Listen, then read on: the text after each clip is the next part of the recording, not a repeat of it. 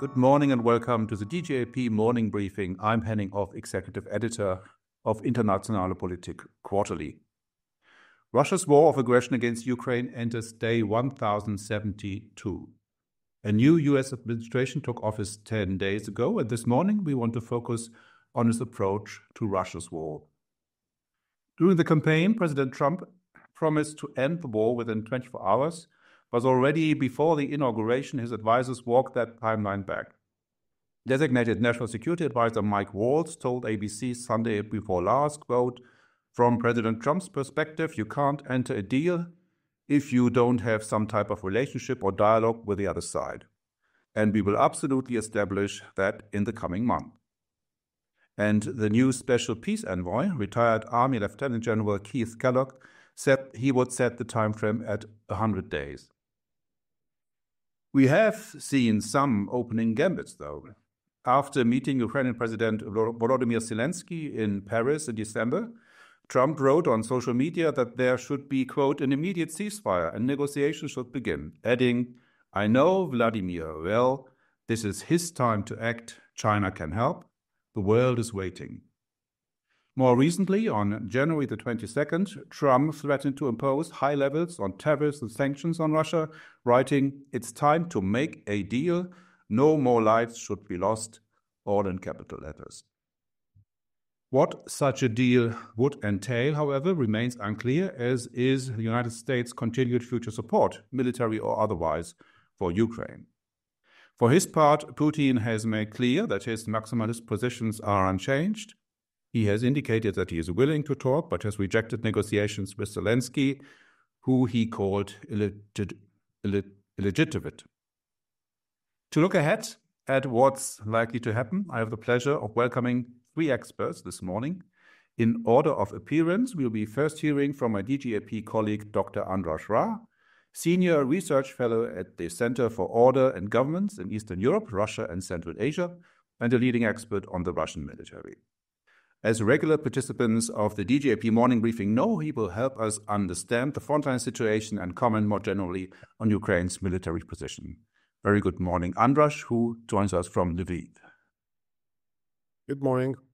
Also with us is Julia Friedlander, who I'm welcoming particularly warmly, who since 2022 is the Chief Executive Officer of Atlantikbrücke, the US-German network.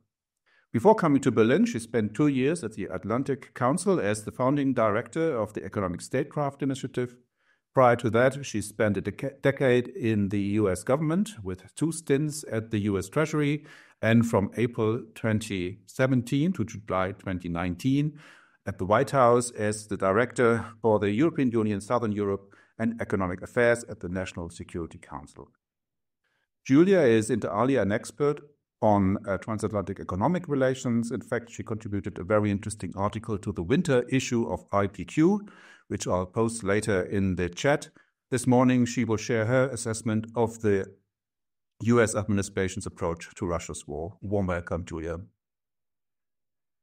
And last but not least, I've got the pleasure of welcoming my DGAP colleague, Dr. Stefan Meister, who is the head of the Center for Order and Governance in Eastern Europe, Russia and Central Asia here at the German Council on Foreign Relations, and one of Germany's leading Russia experts. Stefan will share his assessment of the Russian position and the options the Kremlin has dealing with the Trump administration. Good morning, Stefan. Good morning. Some quick housekeeping remarks. To start us off, the panelists will present their 5-minute inputs. After some discussion on the panel, about 30 minutes in, we will be opening up for your questions and comments. For the Q&A, please raise your hand, introduce yourself, and put your question in person to the panel. You're also welcome to submit questions and comments via the chat function, and I'll do my very best to put them to the panel. Please note that this briefing will be recorded and subsequently published, and that we have to close on time at 9:30 a.m. And with a quick word of thanks to my DGAP colleagues Jan Stöckner and Milan Nitsch and others who are instrumental in keeping the series running, and as well to my colleagues from the events and communications teams who host the event this morning, let's start with Andras. Thank you, Henning. Good morning, and thank you once again for joining us today morning. First and foremost, I need to apologize. I would need to leave some 10 minutes earlier, right around 9:20 German time. When it comes to the actual military situation, in the strategic sense, Ukraine is still on the back foot. Ukraine is still on the defensive. Russian units have been able to slowly, gradually crawling their ways forward. Russia lacks the possibility or capabilities necessary for any kind of even operational scale breakthrough. However, the way they are conducting this war, so using infantry-heavy attacks that come with extreme losses, still they are able to slowly, gradually move forward. When it comes to the individual, sorry, bad heating. When it comes to the individual front lines in the Kursk region, Ukrainians are still holding approximately 40% of the original size of the Kursk salient, but Russians are gradually pushing their way through, using also North Korean troops. Regarding North Koreans, all the contacts I had, all the interlocutors, all the discussions I had in Kiev, Zaporizhzhia and other places, Ukrainian soldiers keep warning the West, we shall not underestimate North Koreans. Yes, they are losing a lot of men, but they are committed, they are good fighters, and they are quick learners.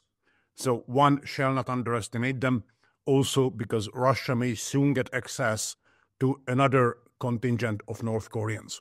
So it's a key variable to watch whether Pyongyang decides to send more North Korean troops to fight. When it comes to the northern part of the Donbas front line, Luhansk front line, Russians are steadily advancing north of Kupiansk. They solidified their bridgehead on the Oskil River. Here the terrain is extremely unfavorable for any kind of larger offensive.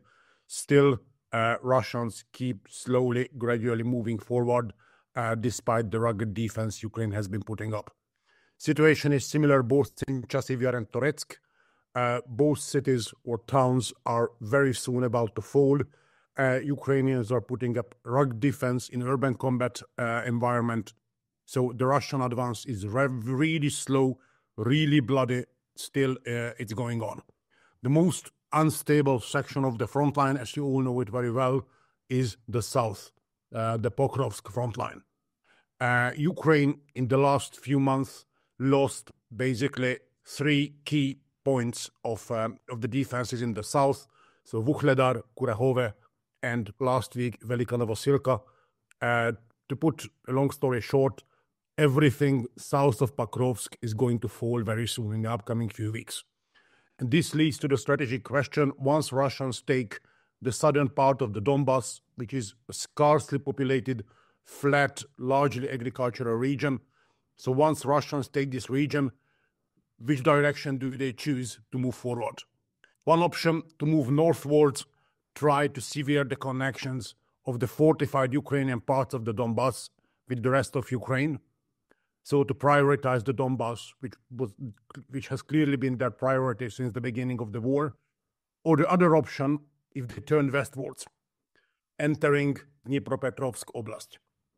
If they decide to turn westwards, they may extend their territorial claims also by claiming Dnipropetrovsk region. Besides, if they decide to turn westwards, they will be able to flank Ukraine's entire defenses in the neighboring Zaporizhzhia region. Because Ukrainian defenses in the Zaporizhzhia region have been set up to counter an attack from the south. However, if Russians would be able to come from the sides, from the east, they might be able to flank Ukraine's defenses there. We will soon know which direction Russia takes. When it comes to both sides' abilities to continue the war, so far Russia is able to fill up its losses by radically increasing the financial incentives they pay to new soldiers. On the Ukrainian side, the key critical issue, the key bottleneck is manpower. Since the end of the summer, Ukraine has been unable to fully replace its losses, connected both to force management problems and also recruitment problems. So to put again a long story short, right now the key variable to watch is whether Ukraine is able to manage its manpower issues and thereby stabilize the front line. In terms of equipment, in terms of weaponry, the situation is a lot better than it was even a few months ago. Not perfect. In the war, you never have a perfect situation, but it improved a lot, also thanks to Western help and assistance. But manpower shortage is a critical issue. This is the story to watch. Thank you. Thank you very much, Andras. Maybe one quick comeback. Is there any way to, in the short term, improve Ukraine's military position? Because many people argue that if Ukraine would be in a stronger military position, it would also be in a stronger position when it comes to negotiations. And this is absolutely true. The recent appointment of General Mihailo Drapate to the position of the southeast, so to stabilize the front line at Pokrovsk, this is going to be an important event. However, even General Drapate may succeed only if the underlying background issues regarding force management and force recruitment could get addressed. In short, Ukraine needs to stop the practice of setting up newer and newer brigades, absolutely unexperienced units, and instead they should focus on replenishing the losses of the existing brigades. Second thing, an entire level of command is missing. The basic units of the defensive lines on the Ukrainian side is a brigade, ideally composed of like 4,000 men. But above the brigade, the next level of command is only the army group, and the army group is responsible for handling the job of like 20, 30 brigades, which is way too much. So an extra level of command would be necessary, which we in the West often call army corps or army division. So an intermediary command unit or command level which could handle the job of 3, 4, 5 brigades, which is easier to manage. So there is also a major command and control problem. And also when it comes to force management, because of the manpower shortage, Ukraine often cuts even existing brigades into smaller units and deploys one unit to the north, one unit to the Donbass, one unit to the south, which of course harms unit coherence, harms command and control. So besides manpower issues, there are also organizational problems to address.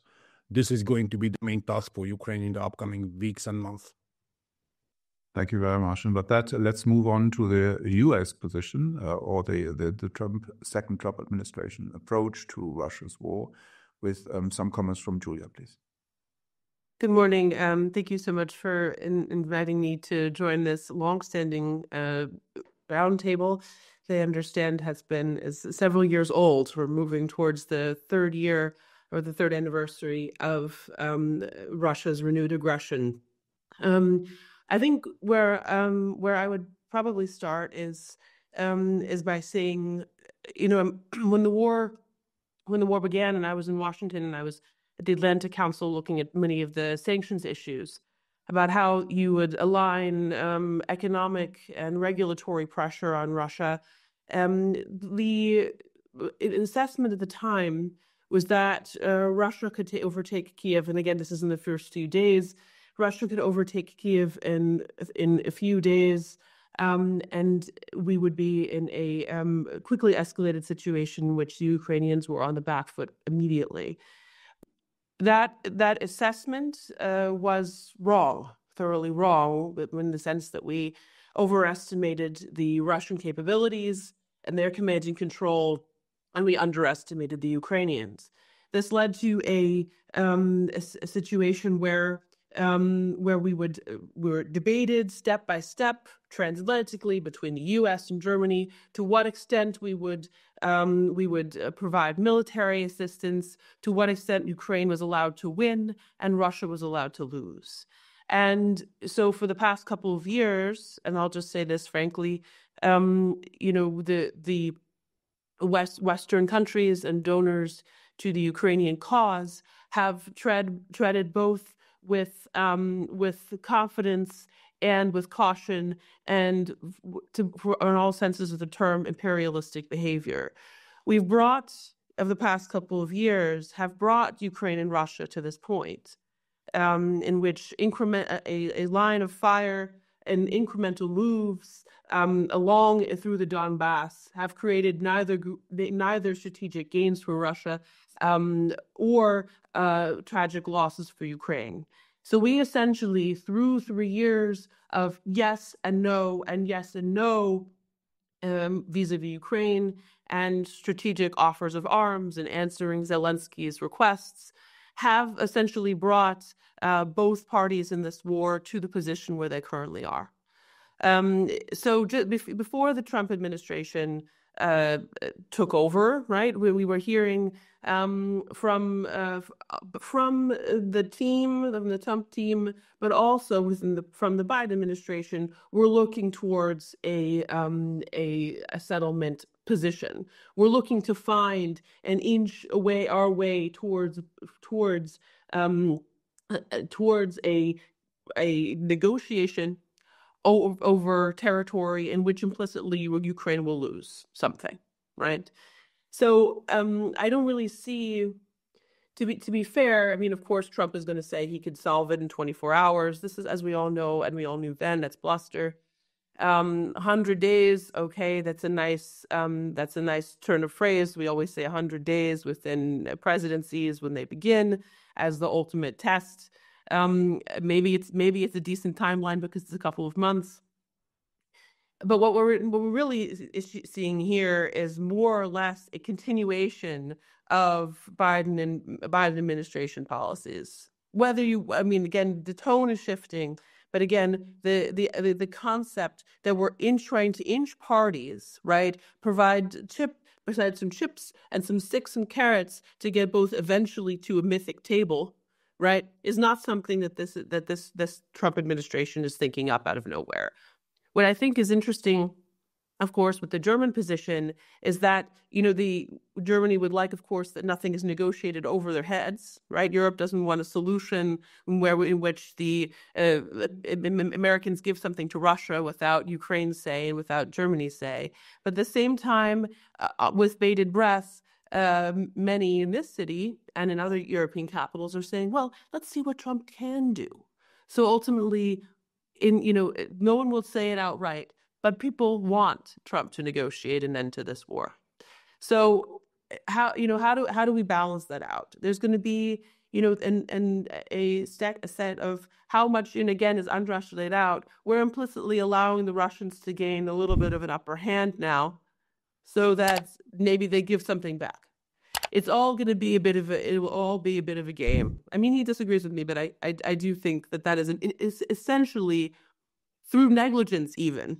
That is what we're doing. So again, there will be different efforts on the part of the Trump administration to say, okay, well, maybe what we'll do is we'll ramp up sanctions to really pressure Russia. Now, as we know, there are some levers that we can pull with the sanctions, but unless you're going to go for secondary sanctions on parties and allies, there's going to be no way to rein in the shadow fleet of oil tankers that are currently avoiding all sets of export controls and the oil price cap that we put in place, right? So and then we'll say, okay, well, we'll continue to our Ukraine. Okay, that's going to be a game between European parties in America as to how much each will give Ukraine so that we feel that we're having an extra burden on a security guarantee and a shared burden on a security guarantee. But of course, that can't be too much. So that on the American side, so that Russia has absolutely no impetus to come to the table in the first place. I think we are currently still, from the American side, in a mythic thinking about under what conditions Russia is coming to the table. I don't think that anyone really has a solution. There have been behind-the-scenes negotiations for a long time already to figure out read tea leaves and talk to third-party counterparts that are talking to someone who's talking to someone who's talking to the Kremlin to figure out what that might be. So I think we're in an open moment. I think from a European perspective, and Henning, thank you for highlighting my article. I think from a European perspective, if you want to strengthen an American hand that's going to negotiate more on behalf of Ukraine than on behalf of Russia, which I think honestly everybody in Washington wants to do, then the European response is to come to the table and say, this is our contribution to the security guarantee, and that also, I believe, is already going on. So I hope that's a little bit helpful. I'm a realist and a skepticist, and also someone who's been battered through so many rounds of implementing sanctions with that this is my current mood. Thank you. Thank you very much, Julia. And let's move on to Stefan now. But on the point of sanctions, I read in connection with the threat Trump has sort of posted a few days ago that the actual trade volume between the United States and Russia is down to $3 billion. Only a tenth of what it used to be, and I wonder sort of how much of a threat it really is, if you say sort of the very diminished trade could diminish even further. So, but that's just by the by. Stefan, please, with your assessment. Thank you. I just wanted to follow up on one thing Andras has said before I give my short intro remarks.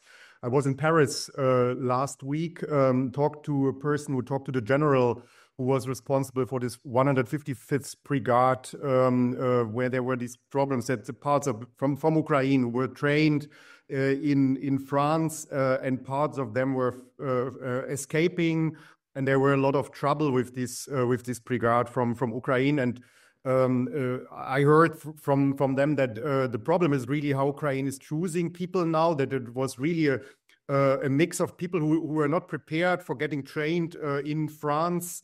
It was very difficult to keep the people also in the training. And then when they finally finished the training and sent them back to Ukraine, they were divided into different other brigades. So they were not keeping together, which would make sense then also in terms the training was about fighting in this brigade and with specific training, but then they were divided also into other brigades, which in the end makes the whole training, or most of the training, let's say like this, useless. So I think there are also some, strategic mistakes, but I think this shows really also the manpower, the huge manpower deficit Ukraine has, where it really tries to fill the holes everywhere where it can. So coming to Russia, I think what we have, so we see that Trump is in his very personal style with sticks and carrots and blackmailing, trying to build a frame for negotiations with Russia. And what we could see, the Kremlin's response to this U.S. pressure for negotiations were signals of readiness to discuss all matters of mutual interest, as the Kremlin was saying, taking into account the current realities on the ground in Ukraine. So I think Russia made it very clear that it gains at the moment more territory, and it controls these territories and is not willing to give them back. And since it is in an advantage, it also argues in a way that it might should get more of territory. I think what we see is the preparations for a possible meeting. Or what we should see, the preparations for a possible meeting would normally involve bridging the gaps between both negotiation positions. But this is not happening at the moment. It rather looks like both sides prevail their positions and harden in a way their positions. So we are still not in a bargaining game. So we are still in preparing bargaining in a way, or negotiations in a way, but there is no rapprochement at the moment of positions. Zelensky and European leaders are willing to join such a discussion, while, for instance, Chinese leaders are quiet and not engaging. So I think this is, for me, also a sign that from a Chinese perspective, it's too early to engage on this, or because it's still not there. It's still not a momentum for negotiations, and they could only lose if they would join. Putin made clear that he's not willing to make concessions on fundamental issues. I think he made this several times very clear. This is no NATO membership for Ukraine, neutrality of Ukraine, disarmament of Ukraine, and no return of occupied territories, plus additional territories which have to be handed over to Russia. So I think these are still for Ukraine unacceptable terms, because it would mean losing sovereignty and losing, in the end, it's a deconstruction of the Ukrainian state and no security guarantees. Putin believes he can win the war or gets most of what he wants because the other side is not willing to escalate. and as he is willing to pay a price for winning the war, which is much higher than the Western side would be willing. If that does not work, he might agree on some tactical agreements on the contact line, but I think he will keep to try attacks. So I think they are going on, or he will restart the war later at a later point again. So I don't see really this interest from the Russian side to stop the war. I think what we see is the deepest difference in the conceptualization of the war between Trump camp and Putin. While for Trump, this is a regional war that should be simply stopped, that not more people die. And for Russia, Russia will just get benefits for stopping and ending the war. Yeah, so this is something regional. While for Putin, it is a manifestation of the fundamental confrontation between Russia and the West, which will not end with a ceasefire or with Ukraine. So I think for Russia, it's a very different war than the Trump camp is at the moment discussing this war. And that's why I think there is a mismatch also on what the US can offer to Russia to stop this war. For Trump, the main rationales for ending the war is the difficult state of the Russian economy, which is increasingly in a bad shape and depends first of all on the oil price. So I think the oil price is crucial for Russia on everything. Putin still is describing his economy as healthy, but the Kremlin reacts increasingly nervous on leaks about his criticism on his own government for ineffective measures to contain inflation and stimulating growth. So Russia has increasingly an economic crisis. It spends too much money now, up to 9 to 10% on this war, and I think we see huge inflation, no investment in Russia. So I think that is really a problem. But US is not the main trading partner of Russia, so I think it's all about oil and gas price. For Trump, it is first of all the attack on the Russian energy sector, therefore, which will bring Putin on the negotiation table. But for the Russian leadership, this is not the moment for compromise or negotiation, since it is slowly moving forward on the front line, while Ukraine has this huge manpower and mobilization problems we just discussed. So I think for Russia has a momentum to gain more territories, and Putin will slow down any kind of bargaining and negotiation process because he has no interest at the moment to stop this progress in the war. Putin needs the war. I think I would also argue for domestic legitimization, and in the end, he cannot stop the war economy his government has created. So that would be a huge hit for his economy. That would lead to a collapse of the Russian economy, since there is a huge distribution to the military industry and to the army, but also to different sectors of the society and of the economy.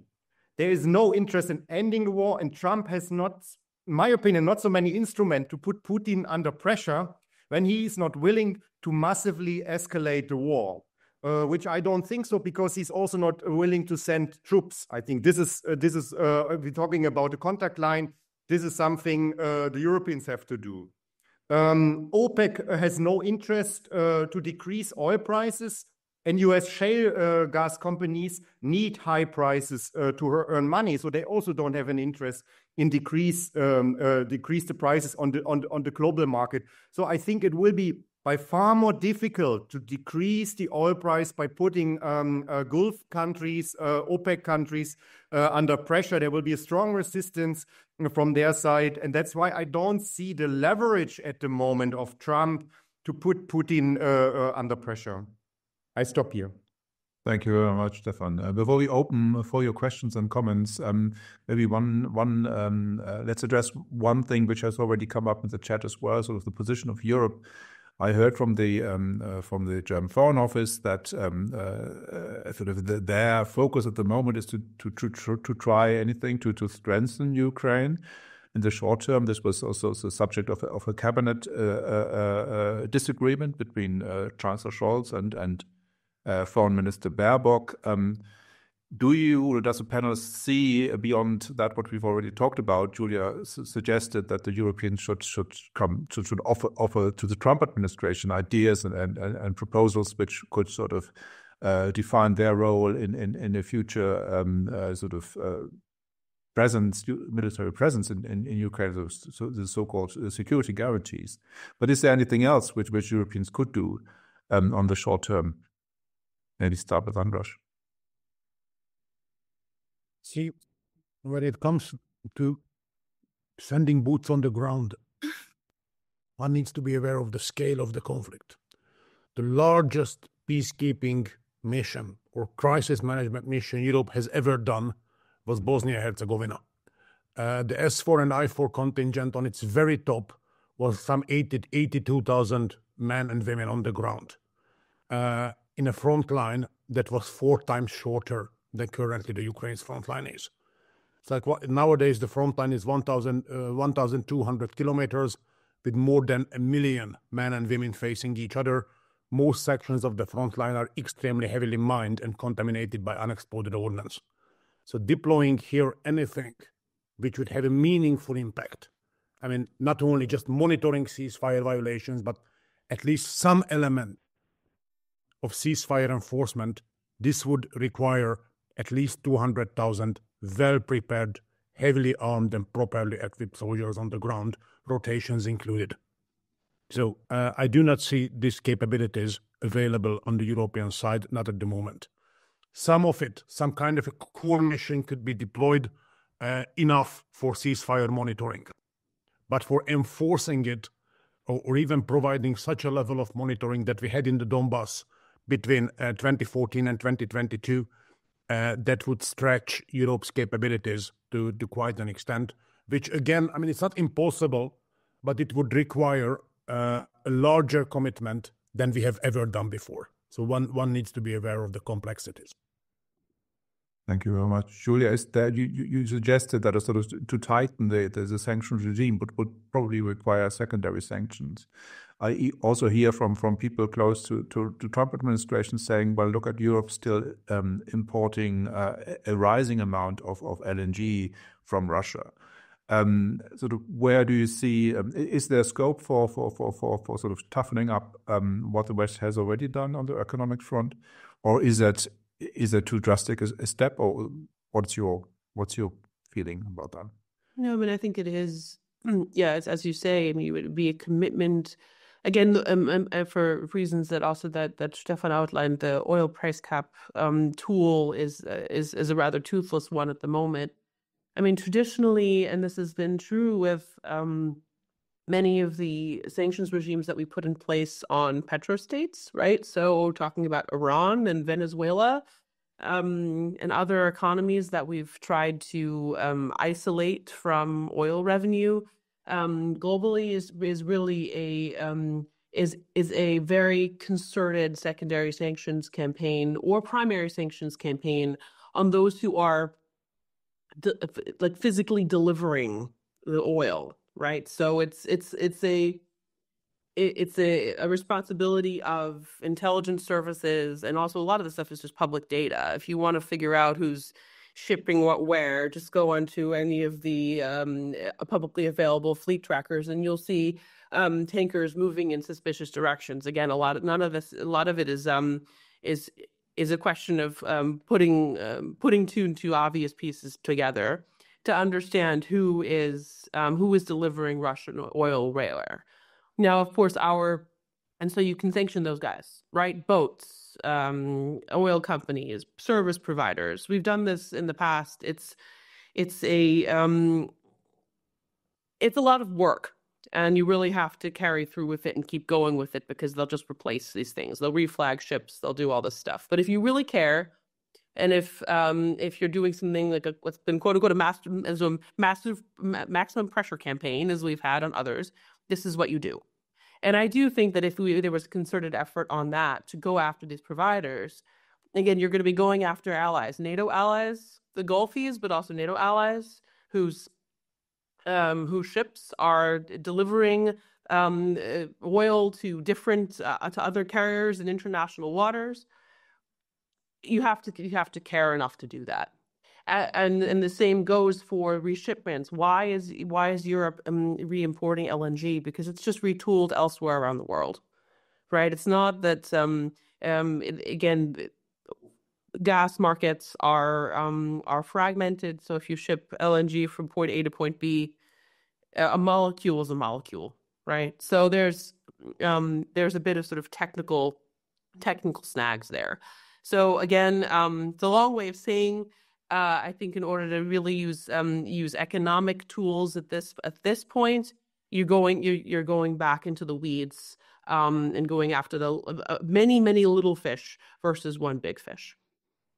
Thank you very much. And Stefan, maybe you also want to comment on the role of Europe, and I can add maybe one question addressed to yourself from the chat from Jens Strohschneider asking about a role for China. You already said that China isn't committing yet, but maybe later on. What are your thoughts? So you ask initially about short-term support. I think and everything what we discussed will not have an impact in short term. Yeah, so you will not change in short term the oil price. It needs some time, and then it has an effect on one point. On Russia, I think we need both. We need short-term support, and we still need a middle and long-term strategy in supporting Ukraine. And I think here Europe, I think plays maybe a bigger role also now in really investing in defense industry. Have a defense commissioner also planning also with Ukraine. The weapons factories and construction. I think this is for me still something we also have to discuss.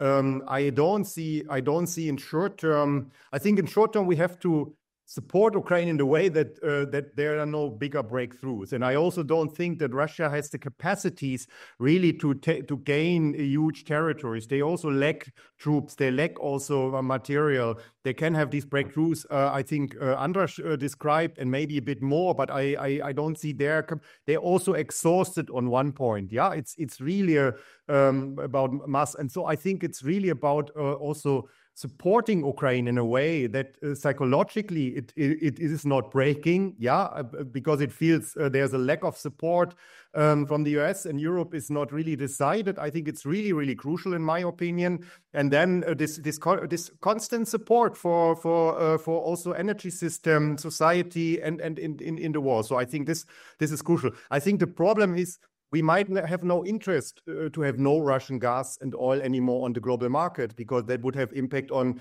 our energy prices. And I see here also a reason why maybe we are not so consequent. Also, we are all in election campaigns on this issue. But I think what we will see Taurus, in my opinion, when Merz becomes chancellor. We saw Merz's speech just recently on foreign policy. I think he made the right points, also the ability to act, really creating conditions for common debts or for investment into a military industry, and really more German leadership in Europe, also as a reaction to the US, but also as a need for Europe. So I think we really need a more systemic, strategic change in Europe. And Germany has a role here. It cannot step back.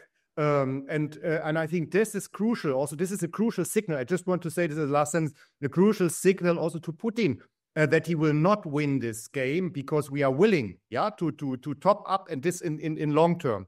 On China, this question, I don't think so. China's interest is that Russia is not losing this war, but it's just getting weaker, because then it has a better bargaining position and it gets the resources for a cheaper price. China is the main supporter now for Russia in this war, in terms of technology parts also, which is need for the military industry. So it's partial, It's not a neutral actor in this war. It's a partial actor which supports Russia in this war and is in a way aligned with Russia. So I don't see that Trump will be able to put China under pressure, to put Russia under pressure. I just don't think this is in the Chinese interest.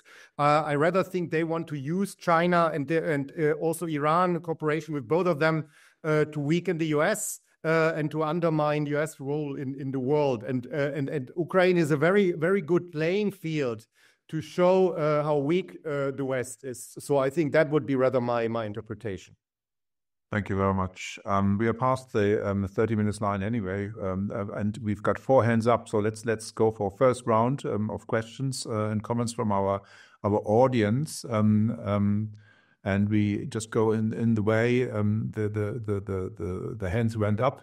So please introduce yourself before you made your short comment, and then we go through these 4 raised hands, and then the panel can react. So very much. Let's hear from Mr. Baci. Thank you. Thank you very much. First of all, it is very useful discussion. I have 2 short questions. One to my dear friend Stefan Meister.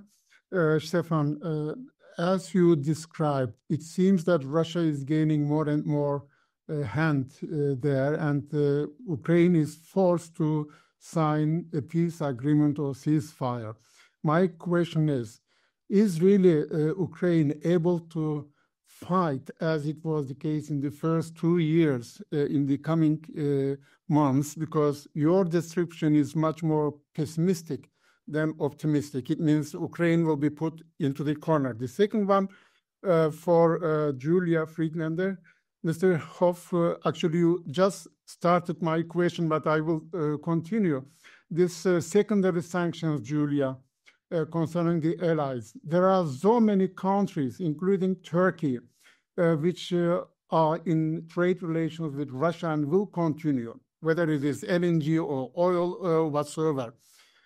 Do you think that it will be useful, because the sanctions have not been so far successful? And how do you expect that the allies and the friendly countries can continue or can stop to have the economic relations with Russia? Is it realistically, or are you still skeptical? Thank you very much. And if you could just say who you are, please. As a one line of introduction, you are? I'm Professor Hüseyin Bağcı, educated in Germany, in Bonn. I know many people, Klaus Wittmann and Mr. Johannes Regenbrecht and Stefan Meister, and long here friend of German Council on Foreign Relations. Thank you very much. Maybe we do it differently than I originally thought. Maybe Stefan and Julia, quick response, and then we go to the next question. Okay, maybe just quick response.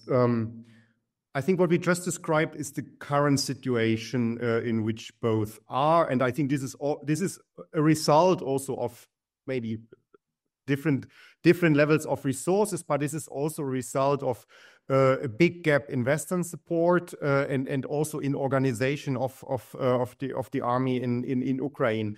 On one hand, Ukraine has no other choice than to fight. I think we also have to say this. I don't think Russia has the resources to, as I said, to really have these big breakthroughs and taking bigger territories. I think Russia is also on the limit. Yeah, so it's not that Russia. We maybe painted a little bit too positive picture in a way. I think we see now the economic crisis really beating Russia. We see these shortages of men and material. I think Ambros can describe this maybe better than I. They need North Koreans to fight. Yeah. So I think also support of Iran and others. So I think a lot of depends on us and our support, our continuity support for Ukraine, closing the sanctions gap. I think it's a lot also about psychology. It's really to have a perspective also for Ukraine and not feeling a kind of betrayed that they are fighting for Europe, but Europe is, yeah, okay, we support you a little bit, but we have other problems. So I think I think the Ukraine has the potential also to keep the line yeah, if they will gain territory, I don't know. I think that's maybe a more tricky thing. But I'm not saying that that this is a lost war, a lost case. I think let's not make Russia stronger than it is. And again, a lot of depends also on us and our support and our reaction. Thank you very much. I think Andras has a two-finger. Exactly. I fully agree with Stefan. This war is not over. Ukraine is still in the fight. All the public opinion polling we have from Ukraine. And yes, of course, there are the methodological problems of polling in a country at war, but still. So all the information we have, all the polls we have indicate that the society is getting tired, so war fatigue is there, but there is no visible break. This is very important. So yes, of course, it's all natural that you get tired after 3 years of full-scale war, but the society and the government at large is still holding. First. Second, Russia is going to start having really serious problems with heavy equipment in the second half of this year, probably the fourth quarter of this year, and serious manpower issues in the beginning of next year. I mean, really serious manpower issues. What you see on the front line, that Russians are using civilian cars, motorcycles, all-terrain quads for attacking. It's not that because they are so innovative. This is because they increasingly lack the heavy infantry weaponry, the heavy vehicles necessary for attacks. So it's very important what Stefan said. We are not going to see operational scale Russian breakthroughs, nothing like even close to Ukraine's Kursk operation. So we shall not bury Ukraine. We shall not think that this war is over. No, Ukraine is in a negative trend, but extrapolating this negative trend automatically for the future, not taking into account all the possibilities of action and also the variables on the Russian side, that would be a significant analytical mistake. So yes, a lot depends on us as well. Thank you. Thank you very much. And probably you have to leave us soon. You said so much in your introduction. So Julia, please, and then we go to the three raised hands. Sure. Just in the interest of time, what you said is absolutely correct. That is the debate about essentially about how much you care. To what degree is putting economic pressure and pressure on oil markets part of the sequentialization of your strategy? My hunch is that we will not come out, neither the U.S. nor in any conglomeration of European partners is going to come out all guns blazing on a secondary sanctions campaign on the oil fleets. That we're going to try to see to what extent there are other levers, and then I think my colleagues here are much better placed to talk about civil society and military levers than I am. If there's a will, there's a way. If you want to make an impact on the delivery of oil, you can do it. In my experience, the U.S. government first will go after some small fish that aren't as strategically important to us to see where you can find a weak link in the supply chain, and then eventually it will threaten allied government oil companies, and we've done it in the past. Thank you very much. And then now let's go to three questions we still have with raised hands. I think Klaus Wittmann was first. Please introduce yourself, and then we go to Peter Linke and then to Helmut Hoffmann. Good morning. Klaus Wittmann, former general, Potsdam University. To Andras and Stefan, could one imagine a development where Putin's maneuvering would make Trump very impatient so that he would decide to strengthen Ukraine all out, also with the long-range weapons and all necessary authorizations? And could Europe, particularly Germany, help promote such a development? And also sometimes the thought crosses my mind, could not people to whom Trump may listen, Rubio, Meloni, Rutte, and people of that kind, convince him that he should not want to be the Chamberlain of the 21st century, provided that Trump knows who Chamberlain was? Thank you very much. Peter Linke, please. I would continue the line of Mr. Bacci and asking a question to Ms. Friedlander. again about secondary sanction. Secondary sanction. What do you think? Might there be or is there a risk of those sanctions backfiring, putting at risk future relations, say, with important middle powers like Kazakhstan, without which it would be very difficult to get some stability into the international system beyond oil? Thank you very much. And could you also say who you are or introduce yourself? I am a member of the DGRP and at present stationed in Almaty. Thank you very much. And Helmut Hoffmann, please. Good morning. I'm a retired German Foreign Service official. I have a question on a factual point, the answer to which strikes me as rather important for the resolution of this conflict. Julia Friedlander said it is unclear under which conditions Russia would come to the table. And Stefan Meister went on to say that Putin or Russia has no interest to stop this war. And Putin needs this war. Now, I'm always a bit puzzled about this because I seem to remember that just ahead of the Bürgenstock conference last year in June, I think, the Russians came out with a statement in which they said if Ukraine accepts Russian sovereignty over these 4 oblasts, then the Crimea, of course, and says clearly that they would not pursue NATO membership, this war would stop next day, as far as Russia is concerned. Now, you may like this or not, that's not the issue here, but I think it would be good to have clarity on what negotiating positions the sides actually have. And I don't quite see that clarity here. Am I wrong on this? Just factually? Thank you. Thank you very much. Who would like to go first? Maybe Andras, because you have sort of the least time left. Anything you want to pick up? Yeah. Thank you. When it comes to the Russian negotiation agenda or the Russian conditions of ending this conflict, the problem is, both from the Ukrainian side and also from the Western side, that Russia is starting its negotiating positions first from a maximalist demand, and second, one cannot be sure, based on the experiences of the last 10 years, that any Russian commitment, to put it bluntly, that they would keep their words. So the problem is with the guarantees. The problem is with the trust regarding the Russian offers. Also, when it comes particularly the demilitarization of Ukraine, so to decrease Ukraine's military power, which is an inherent part of the Russian demand list. I mean, imagine a situation, we agree on these terms, we force Ukraine to agree on these terms, because Ukraine alone would not do it.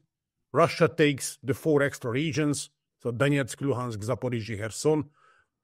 Fun fact, they claim the entire Zaporizhzhia and Kherson region, including those parts which they never controlled. Fun fact over. And if we force Ukraine also to decrease its military forces, what would prevent Russia from attacking again in a few years' time, this time already against a much weaker, bled out, morally and militarily broken Ukraine? This is the problem. Russia deliberately keeps its negotiating position blurred and makes contradicting statements. This is an integral part of how Russia negotiates. This has always been so, how Russia negotiates. So, sir, from my perspective, the main problem with the Russian conditions, that it's very hard that under these conditions they would actually stop their efforts to destroy Ukraine and take Ukraine from the map. And to General Wittmann, yes, sir, you're absolutely right. There is the possibility that Putin would miscalculate the reactions of President Trump, and after trying to cheat him, would actually make him support Ukraine even more. We shall not take the Russian side as something perfect, as something an impeccable and undefeatable nemesis. They often make mistakes. There is quite a chance that they would make a mistake also when it comes to negotiating with Mr. Trump. But I'm not an expert in U.S. foreign policy. Once again, apologies for needing to leave earlier. Thank you once again for joining us today morning. Goodbye. Thank you very much, Andras. Who wants to go next? Julia, maybe? Sure. Yes. I mean, I think in terms of whether it's risky to, whether you're going to alienate partners, by threatening sanctions on some of their entities. Of course, it's always a risk, and that's why there are negotiations ahead of time, there are conversations, and there are calls. But if you're sitting in Almaty, you might recall that there were several delegations from various parts of the U.S. government who traveled through Central Asia when the trade flows, when the trade balances for Kazakhstan and Kyrgyzstan suddenly became much larger, with automobile parts and traveling from the Middle East to Russia. So again, we understood what trade invasion looked like, and the trade flows reduced after that. So if you think that those conversations didn't implicitly include some sort of sanctions threat, then I think you're fooling yourself. So again, it's a question of timing and and who you think might be useful to you in the future.